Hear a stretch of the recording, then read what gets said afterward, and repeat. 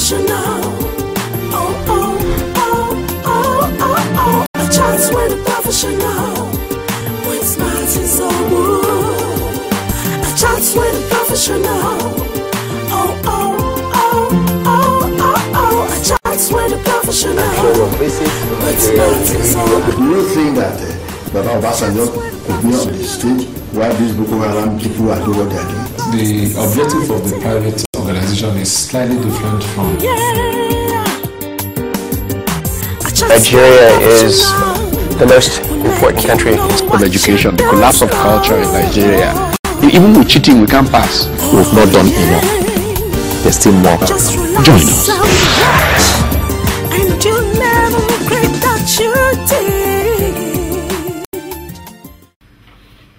Hello and welcome. You're on to a chat with the professional, the show designed to x-ray the activities of professional individuals and corporate bodies. My name is Martin Sobu and I'm sure glad to be with you. This week on the show, we are going to be continuing our interaction with the Group Managing Director, Chief Executive of Nanette Hotels Limited. Last time on the show, we began a discussion taking a look at the just concluded 2015 general elections, and of course that saw the emergence of new administration led at the center by the All Progressive Congress. So sit back now, relax, and enjoy the remaining part of that interaction. We'll be back. A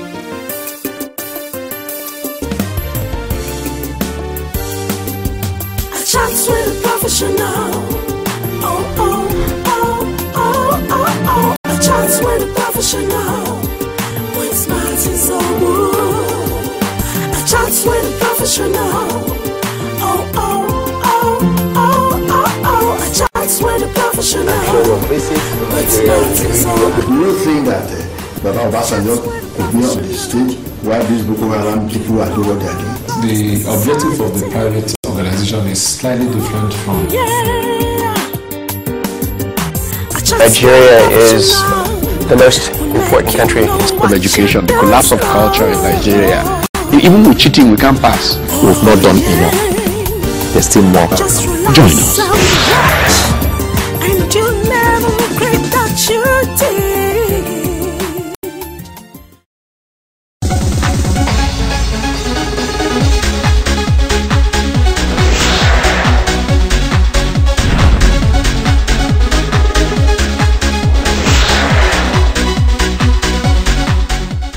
And again, because government do not exhibit the will to act quickly, you find that we have a lot of wasted potential.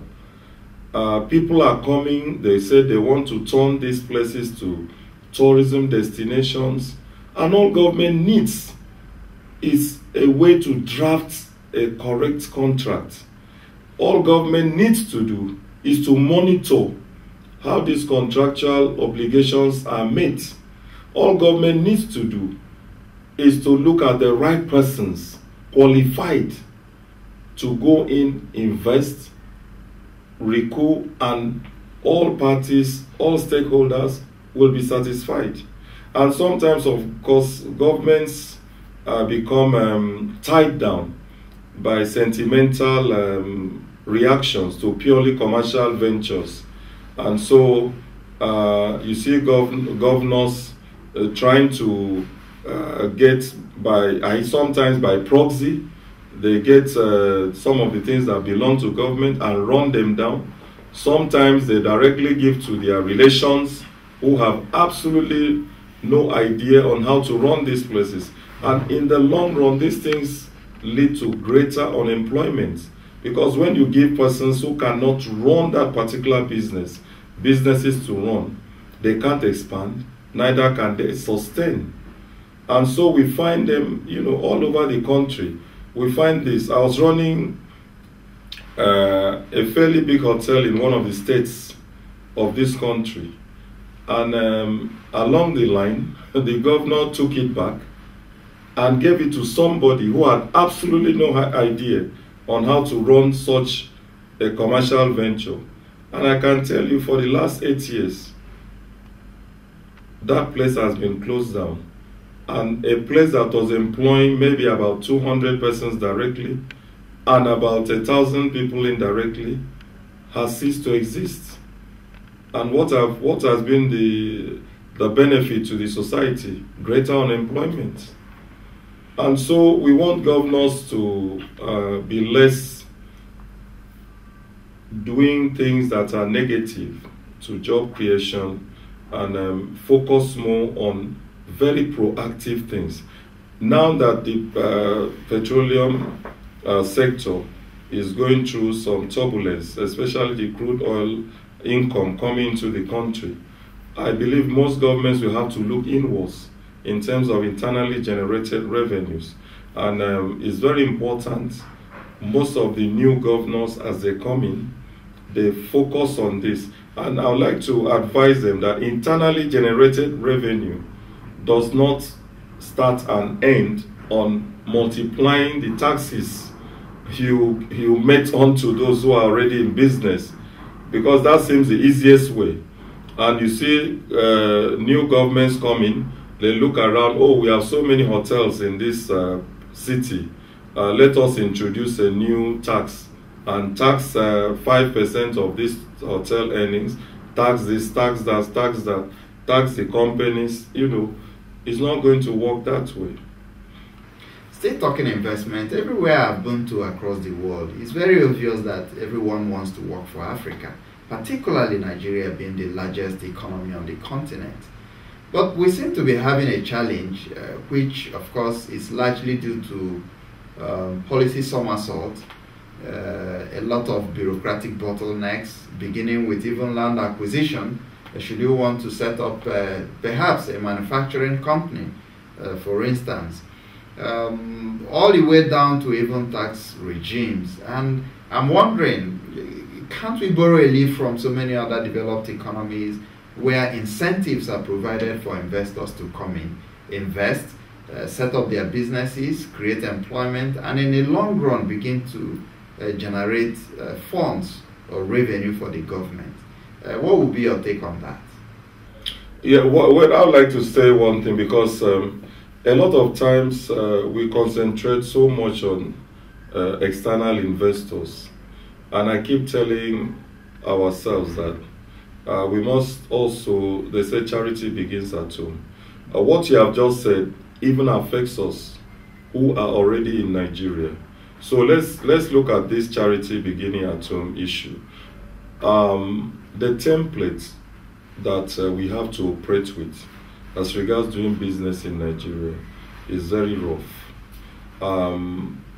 Government sees itself as fighting the business sector. So first and foremost, however we want to do it, there must be a proper reorientation that government only exists as a result of the people, and not the people existing as a result of the government. I think that's very, very important. We have to, I recall that on a personal experience, my company applied for a vast size of land in 2 states of the Federation. In each of these states, the first state we were given the land, we paid and collected our certificate of occupancy, and then when we went to develop the land, we discovered that that same land had priorly been given to another organization. And I went back to the governor, and unfortunately he was about to go out, and he minuted that we should be given a replacement land. I'm telling you that I've gone through this, the governor now is the 3rd governor, and it's taken up to over 6 years now. I'm still trying to get that particular replacement of land. And so that answers the bureaucracy you're saying. And you know, we write to the government and we tell them, we say, look, if you give us the replacement land, we are going to put up a 200-bedroom hotel. It's going to employ a lot of your citizens. It's going to be put where your state wants investments. But you know, what is the attitude of the government persons who are responsible for this? They say, oh, if we give him land, we are doing him a favor. And how do you invest without land? So the issue of giving land is a very, very terrifying thing to do in Nigeria. It's very difficult to get land, to get the paperwork done, and then start your businesses. And so that has to be addressed. Now, the same thing applies to foreigners who come in. It's a very big problem. And then you spend years just trying to apply and get a location for you to start business. The documentation is another problem. There are so many bottlenecks all over the place. And then, of course, it's not been helped by the corruption in the system.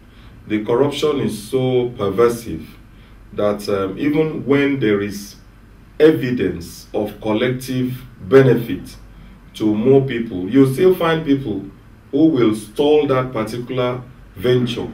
We've had a lot of very credible ventures that people have brought in from even outside the country. And the owners of these investments have had to go back and maybe try other countries because they said, look, the corruption level in your country is so high, we cannot do business there. So I think these are things that we need to correct. We also need to look at the ability for people to get visa to come into Nigeria. It's one thing to say in one breath, foreign direct investment. But how do the foreign direct investors come in? How do they bring in their technicians?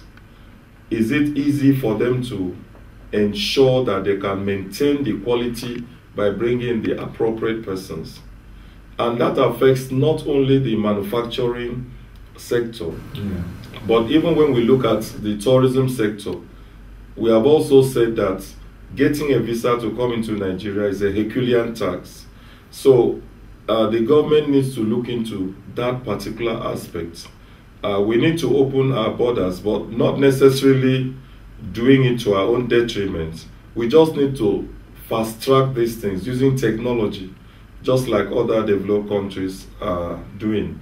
You did mention that developed societies make it easy in many ways for business to be done in their place. And I would like to bring to the fore that Nigeria is not a developed society, but we must imbibe those things that make that the developed society developed. And whatever, and you can look at some African countries. We see that Nigeria is really backwards when you look at some of the sectors. There are many indices that when you go into the internet, you say, look, how hard is it to do business in one country to the other country within the African continent? And you come to realize that Nigeria does not rate very high in the ease of doing business in this country. And so the government needs to set up a committee to really assess what are the problems that Nigerians in Nigeria, foreigners out of Nigeria face when they come to do business. I believe if such a committee can, within a short time, gather all these negative aspects that affect our ability to do business, give it to the federal and state governments, and if they take action on this, we should have greater participation in business by both Nigerians and foreigners.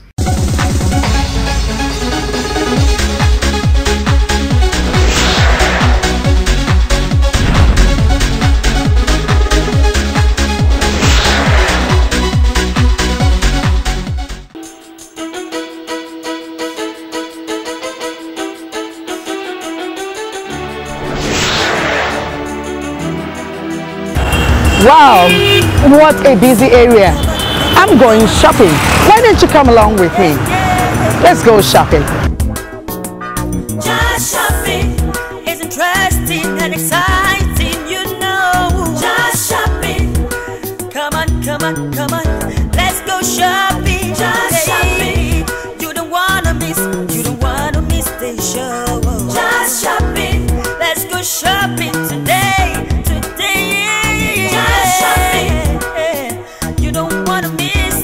show. Just shopping. Let's go shopping. Come on, let's go shopping. Just shopping. Cause you don't wanna miss. You don't wanna miss this show. Just shopping. Just shopping. Hey, just shopping. Just shopping.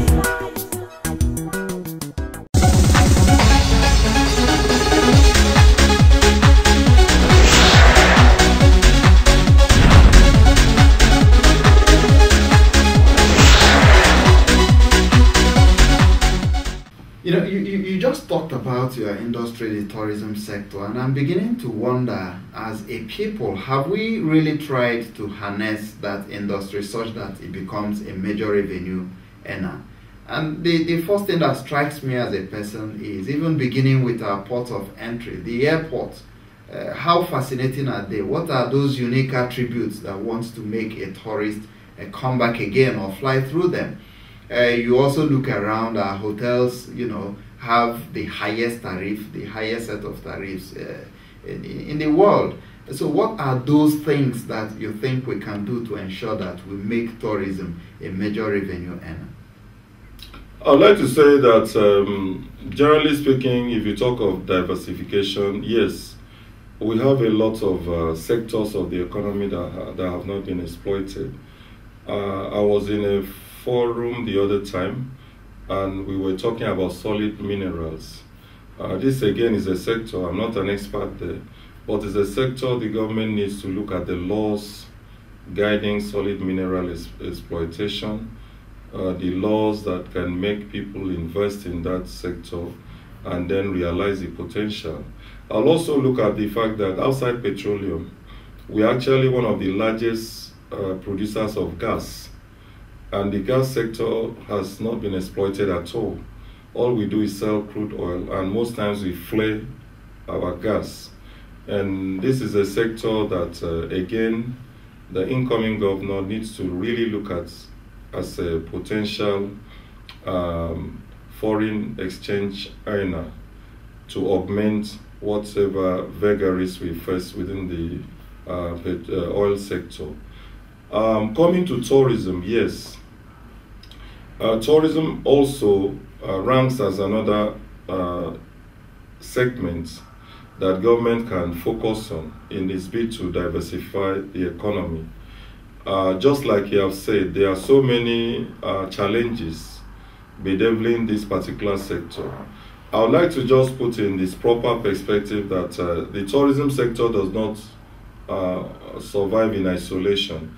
The tourism sector is part and parcel of the entire society, and what that means is that the healthcare, the transportation system, the energy system, the airlines capacity, all this will affect the tourism sector. And in answer to what you have just said, yes, we have a situation that a lot of these support sectors to the tourism industry are very weak, very, very weak.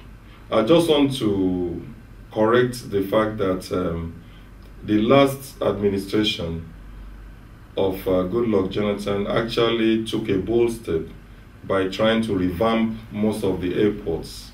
And when they were revamping the airports, we got to know that many of them, for the past 30 years or more, had never had a turnaround maintenance done on them. So we must give credit to that. And unfortunately, a lot of these airport renovations were not taken to their conclusion. So I would like the current administration to please speed up and complete renovations at all our airports. It's taking too long, and it causes a lot of inconvenience to national and international travelers. Let it not become something that is very negative. So outside the airports, you know, we also have certain shortcomings. Immediately this regime came in, we've been talking on something like having a national carrier. It tells a lot on our ability to manage our businesses. that a country smaller than us like Ethiopia could actually have the Ethiopian airline, which generates so much money for the Ethiopian government. We also have the Kenyan airline, Gambian airline, all of them are Egyptian airline. They are all doing very, very well in Africa, not to talk of South African airlines. So we then wonder, how can the biggest economy in Africa, the one with the largest population, cannot even boast of a national carrier? I think this is something that is not very good for people to note about Nigeria. And it will also would have boosted tourism because with a national carrier, we may have had lower tariff to bring in people into the country and so on and so forth. Outside that, you've also mentioned the high prices of hotels. Yes, hotels are quite expensive in Nigeria. And when I say expensive, it's not just that they should be very cheap, but expensive in the sense that what you pay for the hotels is not the value you get from the hotels. Okay. So if you pay the same amount you are paying for a hotel in Nigeria, in even Gambia, or even Accra, you're going to get greater value. And what is the greater value we are talking about? You won't be stuck in any lift because they took power. You won't have most of the infrastructure decaying. You will not have untrained personnel serving you. So I would like to agree with you. Even if we say our rates are at par with other people, but the value you get in Nigerian hotels are far, far below what you pay for. That's essentially what I'm talking about. Yes, they are very much below. Thank you very much, Akpabio, for your time. It's always a delight to have you on the show. Thank you very much, Martins. And I wish the new government a lot of success and greater achievement, and even all the past administrations. Thank you.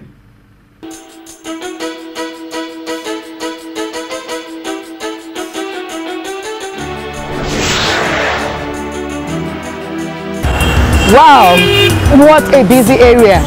I'm going shopping. Why don't you come along with me? Let's go shopping. Just shopping is interesting and exciting, you know. Just shopping. Come on, come on, come on. Let's go shopping. Just shopping. You don't wanna miss the show. Just shopping. Let's go shopping today. Just shopping. You don't wanna miss the show. Just shopping. Let's go shopping. Come on, let's go shopping. Just shopping. Cause you don't wanna miss the show. Just shopping. Just shopping. Hey, just shopping. Just shopping.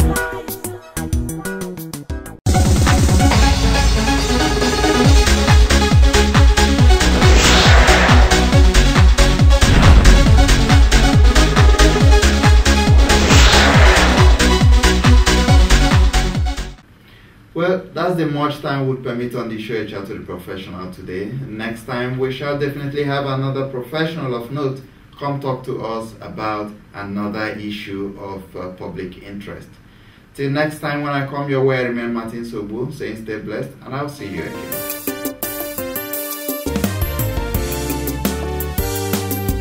A Chat with a Professional.